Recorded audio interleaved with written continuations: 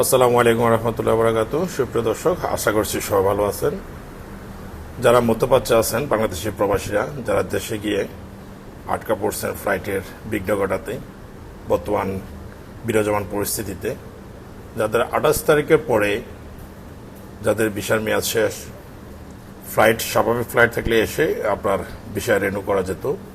আপনারা চিন্তা করবেন না, চিন্তার কোনো কারণ নেই। 28শে ফেব্রুয়ারি পরে আপনার ভিসা যদি শেষ হয়ে থাকে, মেয়াদ শেষ হয়ে থাকে, এটা দেশের সরকার এটা ঘোষণা দিয়েছে 1 মাসের মেয়াদ বাড়িয়ে দিবে। আপনি যদি 1 মাসের মেয়াদ যদি নাও বাড়ায়, তারপরেও আপনার কোনো সমস্যা নেই, ইনশাল্লাহ আশা করি কোনো সমস্যা হবে না। এবং কি কিছু কিছু ব্যক্তি আমাদেরকে প্রশ্ন করেছেন যে ভাই, আমরা আপনাদের মধ্যপ্রাচ্যের আমরা আপডেট চাই, কিছু আপডেট দেওয়ার জন্য। আসলে সত্যিকার অর্থে আমরা যে দেশে থাকি, ওই দেশের যে কানুনে যে আমরা কিছু জটিলতা আছে, জটিলতার কারণে আমরা সব আপডেট আমরা দেওয়া সম্ভব না, সেটা আপনাদেরকে বুঝে নিতে হবে। কিছু আপডেট আমাদের দেওয়া, সেটা গভর্নমেন্টের পক্ষ থেকে বলা আছে যে সেটা আমার কাজ না। তো আমি আমাদের বাংলাদেশি প্রবাসী যারা আছে, বাংলাদেশি প্রবাসীদের সতর্কতার জন্য যেসব কিছু সতর্কীয় কথাবার্তা সেগুলো আমরা বলতে পারি। এর বাহিরে যেই বর্তমান বিরাজমান পরিস্থিতিতে যে কোনো আপডেট আমাদের পক্ষে দেওয়া সম্ভব না, জানলেও দেওয়া সম্ভব না।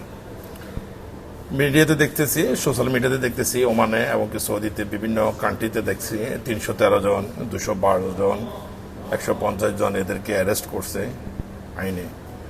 আসলে সত্যি কথা, এইসব বাংলাদেশি প্রবাসীরা আসলে, ওয়ালাইকুম আসসালাম, বাংলাদেশি প্রবাসীরা আপনারা কেন এই কাজটি করতে যাবেন, যেটি আপনার কাজ না। সোশ্যাল মিডিয়াতে আপনি কোনো কিছু আপডেট দেওয়া, কোনো কিছু আপলোড দেওয়া, সেটা আপনার কাজ না। এবং কি আপনার একটা পোস্টের কারণে আপনার এইটা দেশের মান সম্মান ভাবমূর্তি নষ্ট হতে পারে, এবং কি মানুষ ভয়ভীতিতে থাকতে পারে। কাতার গভর্নমেন্ট এবং কি দেশের সরকারের পক্ষ থেকে বিভিন্ন সেক্টর থেকে আমাদেরকে মেসেজ এবং অ্যালার্টিং দিয়ে আমাদেরকে সতর্ক করতেছে। আবার পরিস্থিতি নিয়ন্ত্রণে চলে আসলে আবারও বলতেছে পরিস্থিতি নর্মাল, ওইটাও আপনাকে মেসেজ দিয়ে অবগত করতেছে। তো আপনি এমন কোনো কিছু সোশ্যাল মিডিয়াতে আপনি আপলোড করবেন না যেটাতে আপনাদের বাংলাদেশি প্রবাসীদের কোনো ভয়ের কোনো আতঙ্ক হয়।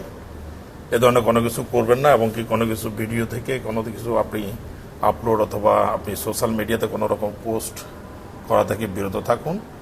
আমরা যে দেশে থাকি, ওই দেশের কানুনকে আমরা শ্রদ্ধা রেখেই আমাদেরকে চলতে হবে। তো আমি বাংলাদেশি প্রবাসীদেরকে বারবার করে আমরা সতর্ক করতেছি। আসলে অন্য কোনো কান্ট্রির এদেরকে কোনো রকম সতর্ক করার প্রয়োজন নাই মনে করতেছি না। শুধু আমাদের বাংলাদেশিদের জন্য এই ধরনের সতর্কতা অবলম্বন করতে হবে।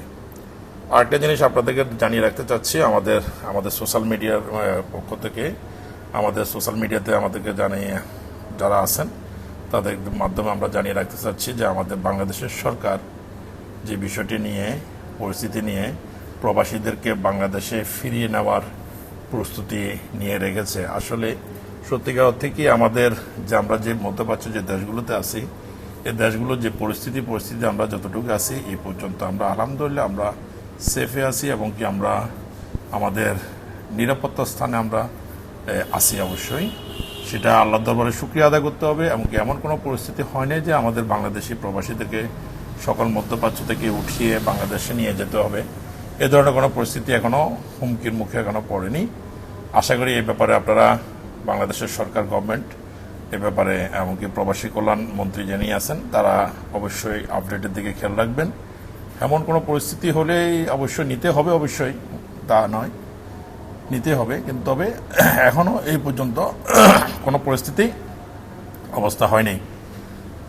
এর বাইরেও ইনশাল্লাহ আমরা যতটুকু আছি, যে পর্যন্ত আমরা আলহামদুলিল্লাহ ভালো আছি। কোনো আবাসিক এরিয়াতে কোনো রকমের ক্ষয়ক্ষতি অথবা এই ধরনের কোনো রকম আক্রমণ, কোনো রকমের দুর্ঘটনা, ইনসিডেন্ট এগুলো হয়নি এখনও, আশা করি এই পর্যন্ত। তো এই জন্য এই ব্যাপারে আমরা আল্লাহর দরবারে শুকরিয়া জানাচ্ছি।